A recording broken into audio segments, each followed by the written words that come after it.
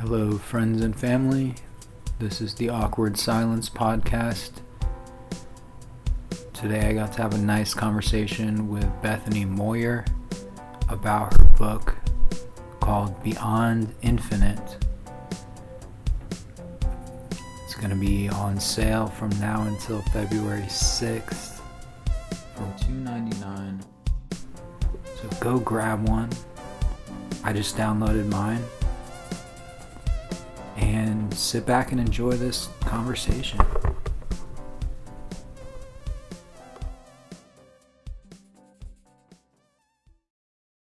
My book is called Beyond Infinite, and it's my only published work right now. It's the first thing I ever published, and I decided to self-publish it, which the reason I did that was because it was just, in a way, it's easier to get something out there fast. So anyway, I went that route, but in other ways it was harder, because, like we were just talking about, marketing and promoting your work, like it's really hard sometimes to be consistent with it. So so I'm glad I self-published it, but I don't know if I would do it again. But anyway, that's all to say. It's called Beyond Infinite, and it is about a teenage girl who has just lost her parents in a car crash, and so she's going through a lot emotionally, and gets adopted by her aunt and uncle, and so she's kind of like in a new environment, and just going through a lot when she starts to realize that she has these special powers. And then she meets someone who also has these powers, and he kind of teaches her how to control them and like how to use them and stuff.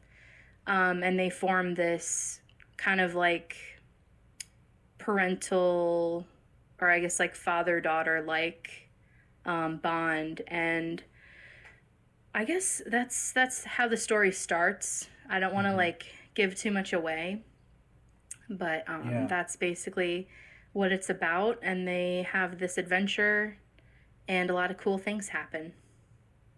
Nice. Do you wanna, if you want to talk about this, like what were kind of, I guess, your inspirations, or like how did you kind of come up with the idea for this book? Yeah, so I remember, I think I was 16 and I read this Stephen King book called Hearts in Atlantis. And it really, that's what kind of gave me the idea, like certain characters in that story and certain themes in that story really kind of like inspired me, because that story is about like a kid and an older person. So I guess like the themes from that book really inspired me. And so, and I really feel like, it can be really fun to like, not like take ideas from other works, but, to take like little pieces of inspiration here and there. And I love like learning from other writers, like especially Stephen King, because he's such a good one. And so I've read a lot of his books and just love his style and stuff like that. So anyway, I got inspired by that book, and then just kind of like over the years, like it's my book, my story started one way, and then I would change it over the years, and there were just like many different drafts and many I guess different endings. So it took me a while to finish it, because I started jotting down ideas when I was like 16. Um, Okay, yeah, yeah. yeah, so I guess that's how it all started. Um, and then also I took a lot of experiences from my own life, Uh-huh. um, like being a teenager and having that adolescent experience. Yeah, yeah, It's really quite something, I guess. for sure. And I don't know. I guess like being a teenage girl at the time, I kind of had a first hand view of like what that's like, and so kind of tried to incorporate that into the main character even as I got older. Um, and I also, when I was, Mm-hmm. I think 18, I had a friendship with someone that that that kind of inspired like a friendship in the book as well. Okay.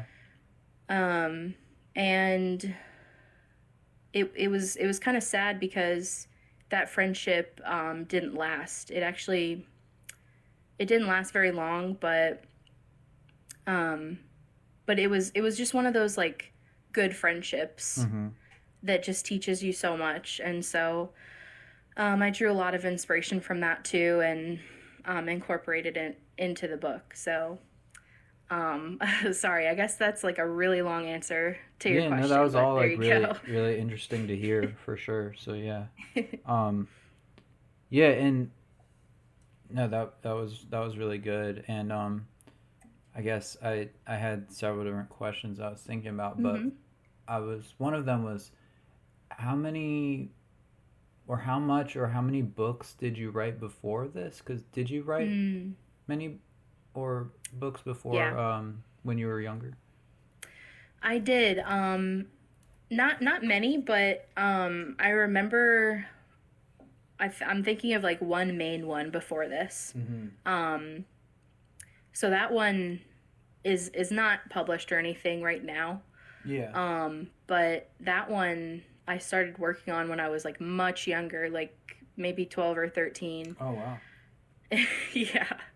And I still have like the rough drafts of that one, and being like 13, it's, as you can imagine, it's like not very good. It's not a very good, first draft, but yeah, to answer your question, I had been working on one like main story before this one, and I can't remember if I think I finished it, but again, it's like a rough draft, and I would like to publish it someday, Yeah. because it's like it's really special to me, and I think it's a good story. Yeah. Um, so that one's called Hidden World, Okay. and it's like more of like it's supposed to be a series, but I think I only got like one or two books in, and Uh-huh. then life just kind of happened and high school and all that, but Right. but yeah, I'd definitely love to finish that someday and publish it. Who knows what could happen. Yeah, yeah, for sure. Yeah, I Yeah. was thinking because I was when I was at home, I was looking back at some of my old Oh like yeah. drawings and writings and stuff because we have this memory box, and Yeah. I do feel it's funny because like you were saying Hmm. like there's certain things about like a child's writing or creative work that are clearly Mm. like I guess Yeah.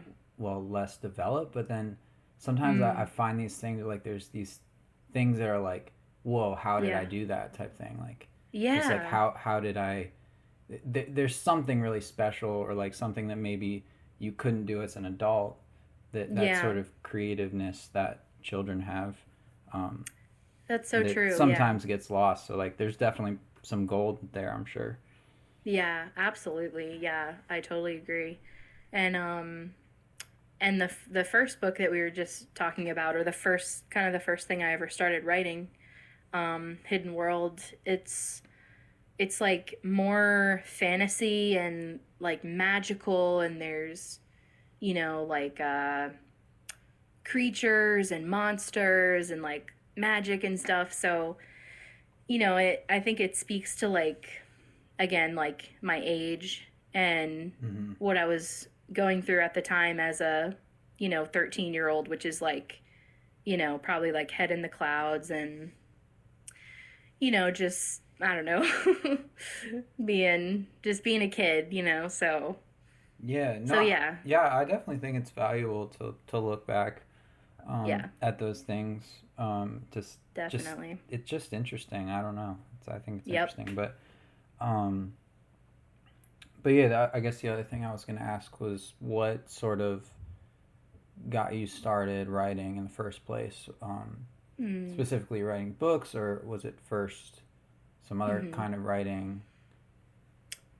Yeah, well, as far back as I can remember, I've always been like just really creative as a person.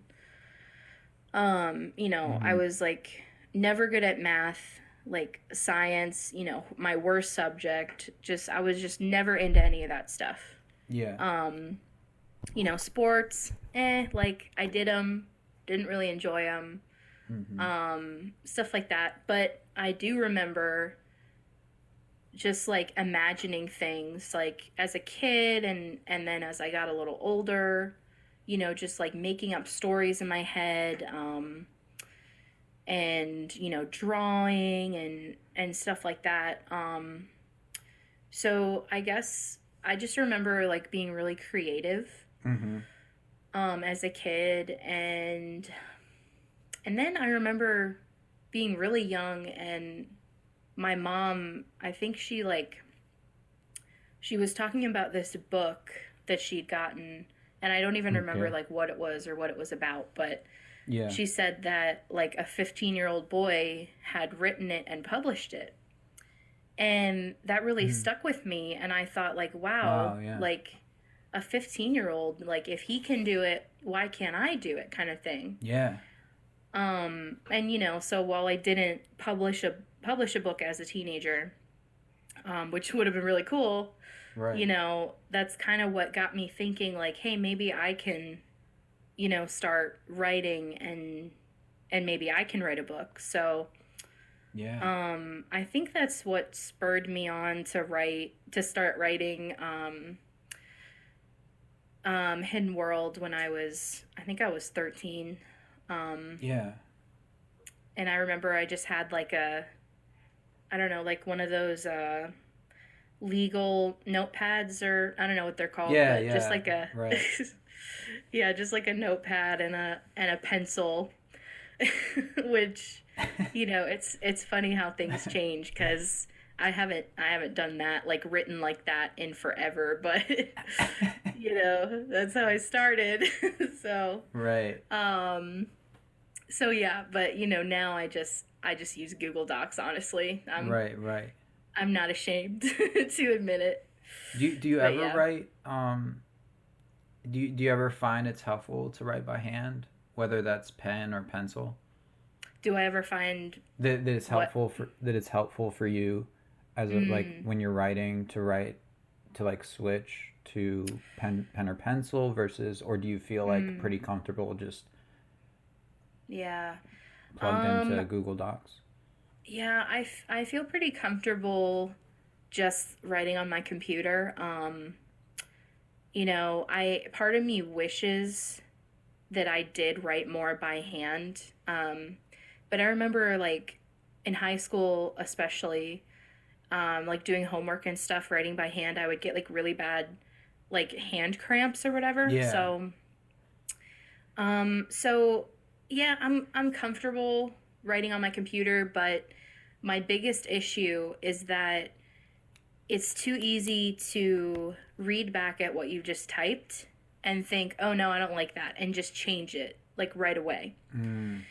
And some really good advice that I read in a book, called "Steal Like an Artist." It's a really good book, by the way. Okay. Um, I can't remember the author's name, but he says Mm-hmm. if you're writing, or typing on a computer, I guess, Yeah. just try to get it all out, like, get Mm-hmm. it down on the screen, And then as you're reading back, like, don't change it right away. Like, give it some time, you know, because it's just too easy to take something away, and you might look back at it later and be like, oh yeah, I actually like that, you know? Yeah. So that's the one issue I run into writing on my computer. So when I do it, I try to just, you know, do it for however much time I have. And I'll read back, you know, when I'm done, but I try not to change anything right away, because what I tell myself is like, this can be my first draft of something, and then later when I'm going through like the editing process, then I can, you know, change what I want to change. Now, it's one thing if it's like, you know, a typo or something like that, right? But for the bigger things, that's what I try to do. So. Okay. Yeah, I like that. Yeah, thanks. I was gonna ask, where do you feel like, I guess, like self-discipline comes in? I feel like with writing a book for you, and like, because I mean, I think that initially a lot of people, I feel like, are intimidated to write a book. Yeah. Because of various reasons, but also it just takes a lot of self-discipline, as it's like a long project. So how does that work for you? Or like, what are some of the things that you struggle with, or like some of the things that just come sort of naturally to you when you write? Wow. Well, yeah, self-discipline has always been an issue for me. And procrastination too. Like, I've always been a procrastinator for as long as I can remember. Like, I remember saving my homework for like the night before I had class. So it's been a struggle for me, and like, you know, I do have like all these projects that I wish I could just sit down and just like finish, you know, and just like get it done. But I need help sometimes, you know, and right. For Beyond Infinite, for this book that we're talking about, I don't know if I ever would have finished it if it wasn't for my husband, then boyfriend, I guess. Okay. But he really like pushed me to finish it. And I think like what held me back from just like sitting down and getting it done was I would say to him like, well, what if it's not even worth it? Like, what if it doesn't do well, and what if it was all for nothing? And, you know, he would tell me like, do you think it's a good story? And like, be honest with yourself. And I'm like, well, yeah, I think it's a good story. And he's like, if you think you have a good story, like, you can do it, and don't let, you know, fear of failure hold you back. Like, yeah, you know, just sit down and get it done. And so honestly, I probably owe it all to him in that regard for actually like getting it done. But in terms of like nowadays, like with my other projects, I try to remind myself of like, you know, like what is my dream? Like, and I have this dream of being a writer and sharing my stories, and you know, and it's because it's important to me, it, you know, it helps push me to sit down and write. But sometimes it is hard, like, especially like, let's say on a day like after work, if I'm just tired and had a long day, like, you don't always feel like writing. Right. But yeah, I try to stay focused on like, why am I doing it? Like, because it's a special dream that I have, and like, I think I do have good stories to share with the world, Mm-hmm. you know? So, yeah, um, I guess like it's self-discipline can be really hard. But I also just I try to give myself grace, like I don't know.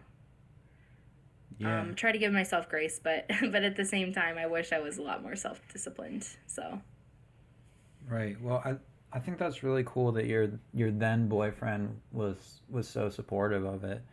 mm, Um, thanks. yeah, I think Yeah. that's awesome. Like, Yeah, thanks. um, and yeah, I'm glad he did too because and now Mm, now that you finished it, like, how does yeah. it feel? I mean, I feel good. I feel good that I finished it. Um but I don't know, like it honestly like the self-publishing journey like it was kind of hard because I mm, had to like do so much research and like teach myself how to do it. mm, And you know, I also had to learn like hey, if you really want this to sell, you have to promote it and you have to market it, yeah, which is a whole just like a whole nother journey. Um but I'm you know, I'm so glad that like it's out there and um but in a way, sometimes it's like when I go back and look at it and read it, like I had to read it this morning because I was trying to pick which part I wanted to read for the right, podcast. mm-hmm, And like going back and reading it, it's a little bit like listening to yourself like on like a voicemail or like a voice recording. It's like sometimes I think like, wait, why did I like word it like that? Why did I write it like that? Like, come on, Bethany, you could have done that better. But I think that's just the nature of like being an artist, right? oh Like you yeah, for just sure. sometimes you just can't help it. Well, yeah, for sure, and like, of course, like the things that you pay attention to are not necessarily like what other people Mhm. notice, or like, Yeah. especially when you're so engrossed in it, like you're gonna notice Mhm. things True. that like no Yeah. one else will because you're the insider. But Yeah. like, um, but yeah, it is weird. Um, Yeah. but yeah, I was gonna say as far as yeah the whole what you're talking about with like the self publishing. I mean, Mhm. once you get out, once you finish the book and you're working on the publishing, you're Mhm. basically like you're becoming a different job title. You're like becoming a different Yeah. person, and it's a totally different mindset. Or like it's a Yeah. totally different mindset and sort of part of the brain to use, right? Like it's a totally Yeah. different brain process. Absolutely. The Yeah. promoting part and like the whole publishing, the whole practical side of that stuff. Yeah. It's Yeah, completely like different from writing it all. Yeah. So go ahead. yeah. Yeah, you're so right cuz I remember I just, you know, I'm like, "Oh yeah, I can self-publish it. Like how hard can it be, right?" But once I just thought that like once the book was published and out there, my job would be done, right? Mm, But no, like it's I learned that if you don't like promote it and post it everywhere and tell everybody about it, like Amazon isn't gonna promote it for you. You mm, know, that's where it's sold right now is Amazon. Like they don't care about the book. They just every time someone buys it, they get a what's it called? A share of the sale or whatever. So, mm-hmm. you know, so they're not gonna do it for me. Right. But yeah, so you're so right about that. And I had to do a lot of research like into like this the self-publishing process. Like I went with the route of making it an ebook because it was free. Mm-hmm. And if you know if you want to do like paperback or hardcover, you have to pay for like materials and stuff. So Mm-hmm. I went with putting it on Kindle because you know I was a broke, you know, whatever 20 something year old, and you know just it was free, so I went that route. Mm-hmm. And then I didn't realize, but you would have to like format like all like the book files, and like Mm. there was all this like formatting stuff that I didn't understand. Oh So yeah. yeah, so I ended up just like hiring someone on Fiverr, that website, like the Right. freelance Uh website. huh. So I hired, I don't know, paid someone like $5 or $10 to just like format it for me. Okay. But yeah, I didn't foresee any of that. It just kind of was part of the journey, I guess. Yeah. Yeah. Um. Yeah. Yeah. Definitely. That can be rough. Just the amount of things that you weren't expecting, I guess, Right. to have to Yeah. deal with. But yeah, I mean, like, definitely good. Like, I congratulate you for going through all that, because yeah, Aw. I feel like it's worth it. I think it's worth it. Yeah, I I do hope you too. feel like it's Yeah. worth it. Yeah, thank you. And also I say to myself sometimes, like, it wasn't a waste of time if you learned something, Mm. like no matter what it is in life. So yeah, I agree. I think it's worth it too. Yeah, yeah.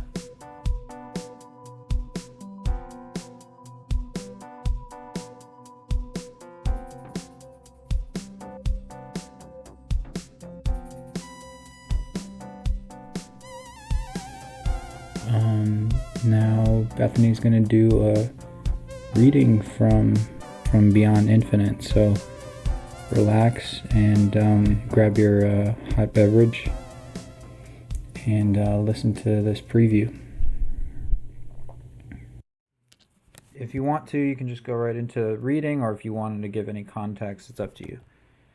Yeah. Okay. So basically, what I have here is we're on page 46 of Beyond Infinite, and all you need to know before we jump in is that Emily is our main character, and Frank is her neighbor, and I think that's pretty much it. So I'm just going to jump right in. Sounds good. On another normal day, Emily let herself into Frank's house and couldn't find him, though his Jeep was in the driveway. She checked the kitchen and living room, tilting her head to one side. She could have sworn she heard something in the back of her mind, but it was distant. Emily found Frank in the attic with his back to her, staring at the part of the wall that hid his body armor. "Frank?" she said. He did not respond. "Frank?" she tried again. She had to cross the room and lay a hand on his arm before he noticed her. "Emily," he said at once. What's happening?" Emily was looking down at her hand curiously. When she touched him, a strange sensation had shot up her arm. "You were zoned out or something," she murmured.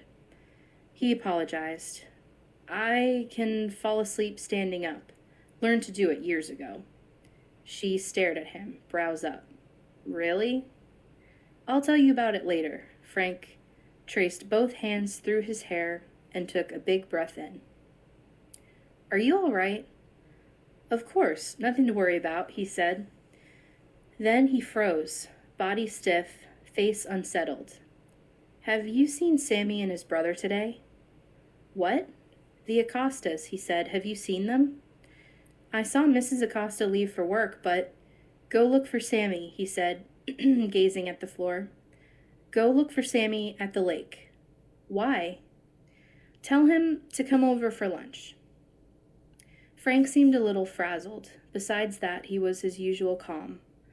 "Go," her mind told her. "Now."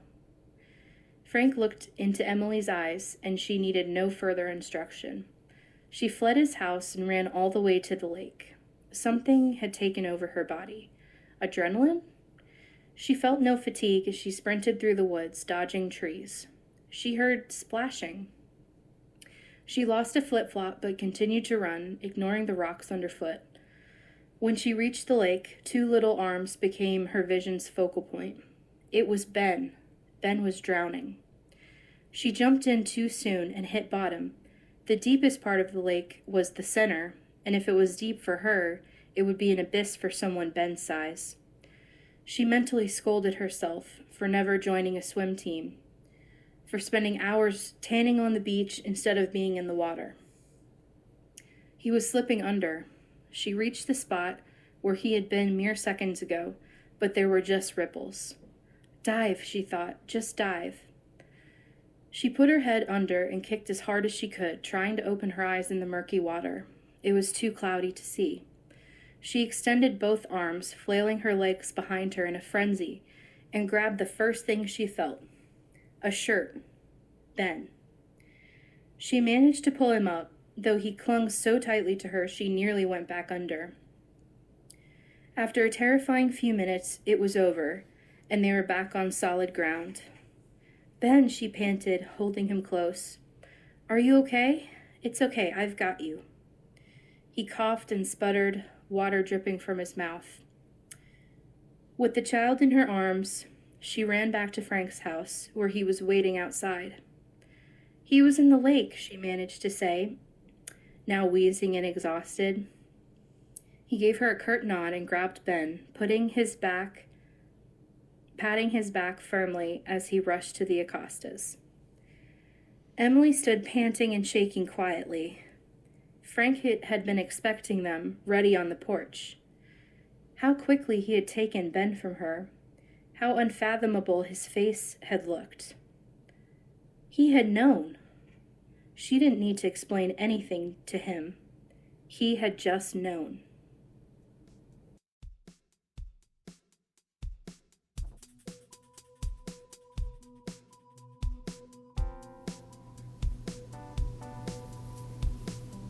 Thank you for that reading, Bethany.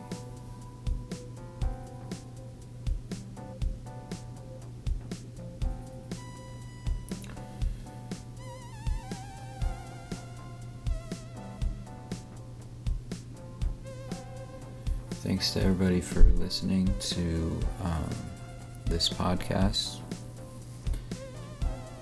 And take care.